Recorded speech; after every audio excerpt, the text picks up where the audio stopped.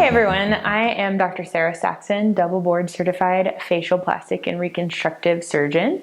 I thought it's been a while and I have a lot of new YouTube and Instagram followers now, so I just wanted to reintroduce myself, talk about my story, and that way you'll know a little bit more about me. I grew up in both North Louisiana and Northeast Texas. I moved to Texas, around the 7th grade. So mostly a Texan at this point.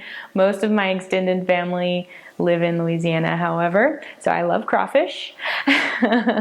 In East Texas, I went to high school in a little town called Carthage, Texas. And if you've never heard of that, you might have heard about the movie called Bernie with Jack Black and Matthew McConaughey. It's actually a true story about my hometown. Little tiny town, about 5,000 people, and it is pretty true to form, that movie. So once I finished high school, I went to Baylor University, and I have a double bachelor's degree in biology and sociology with a minor in chemistry. So I worked hard during college. I didn't really do much in the way of partying like most college students.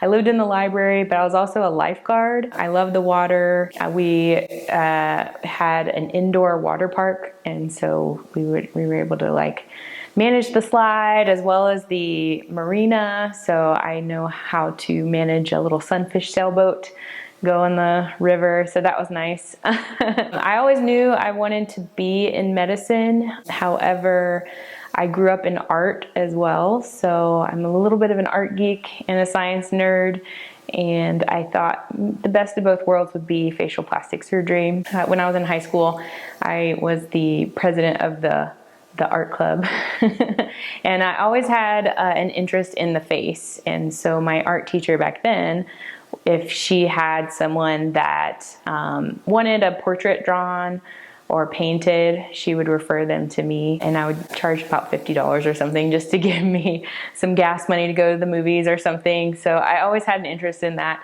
So once I went to college and was pre-med, I knew I wanted to do facial plastic surgery, even though I didn't know that it was a specialty at that point. And luckily, I was able to match into medical school right out of college. And so I went to UT Health Science Center in San Antonio. So I spent 4 years there in college, or in medical school. And it was there that I met my mentor, Dr. Richard Holt, who is a facial plastic surgeon. He guided me throughout medical school, and he's one of those people that you always want to emulate and become as a physician, probably the most ethical person on the planet. I still talk to him periodically now. He's still in San Antonio. But towards the end of medical school, he basically picked out my residency for me because he was retiring, and so he became a professor emeritus. He said, "You definitely want to study under Dr. Michael Spafford at University of New Mexico." They knew each other from Johns Hopkins when they were on faculty together there. So off I went at the end of medical school. I spent 5 years in residency training in otolaryngology, head and neck surgery. New Mexico is this funny place because it's probably the most underserved health system in the United States. It's not like, any other medical system I've been in where you have other places where people can go. Literally in the whole entire state, everyone that has any kind of trauma or cancer or anything like that all gets flown into UNM. And that's not just New Mexico. People from eastern Arizona and western Texas, people from El Paso or maybe even Lubbock, southern Colorado. It was kind of the hub of medicine in the entire region. There are also a lot of reservations in that area as well, and so the problems we saw were way more advanced. We only had one resident a year, and so I was pretty much on call the entire time I was there. So I was exhausted all the time, but it was probably the best surgical training I could have ever imagined. Most people don't know, but facial plastic surgery is a subspecialty of ENT or otolaryngology. At the end of residency, I continued my interest in facial plastic surgery, and so I applied to a fellowship. At that point, I'd had a lot of experience in pretty much all aspects of facial plastic surgery, including cancer reconstruction, cosmetic surgery. We did an outside rotation for that. We were the only place in the area that did cleft lip and palate, as well as microtia, vascular malformations. There weren't many fellowship programs that I knew I would learn a lot in. And so when I interviewed with Dr. Jeff Spiegel in Boston, he had come up with a lot of the techniques for facial feminization. And I thought that that was really unique, and I would learn a lot throughout the year and just some fresh perspective on how to analyze the face. And so I ended up matching there. And so off I went from New Mexico to Boston, trained with him for a year, and it was the most amazing experience, and I became very interested in facial feminization. I knew I wanted to be in the forefront of that. At that point, not many people in the country really did that surgery, and so I knew I wanted to do that in my career. I was still single at the time, and so I did not have the resources to open my own practice, so I interviewed around the country at academic institutions. I wanted to teach. There aren't many female facial plastic surgeons in the country, so I wanted to be a mentor.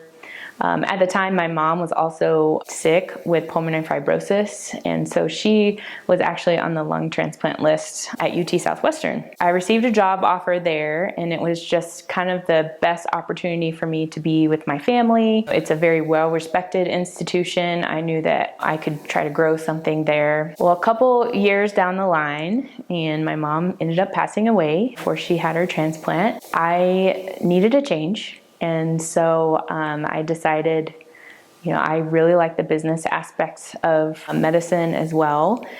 And I knew I had a lot of ideas that I wanted to implement that aren't necessarily common. And so I didn't think that it would be the best idea to join a group or have a partner. I just really wanted to do things my own way. Everything that I experienced with my mom just kind of put life into perspective. I knew life was too short to not do exactly what I wanted to do and how I wanted to do it. I kind of took a leap of faith, and I had a non-compete with UT Southwestern, and so I couldn't stay in Dallas at the time. So I moved to Austin. I just thought I had recently visited here for a bachelorette party, and just seemed like the best move for me. And the rest is history. I opened the doors and made a website and kind of learned as I went.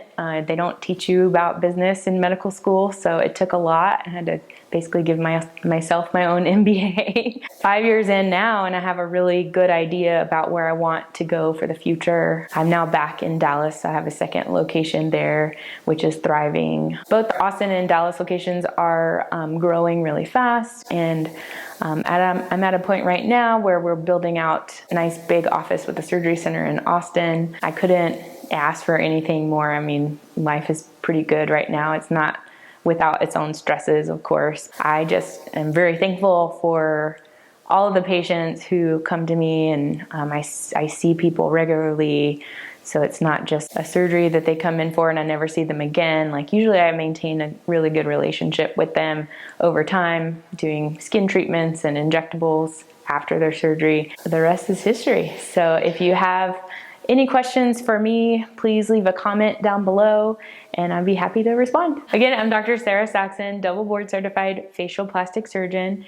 If you want to follow along in everything we're doing in the office, give us a follow on Instagram at SaxonMD. You can also go to our website at saxonmd.com.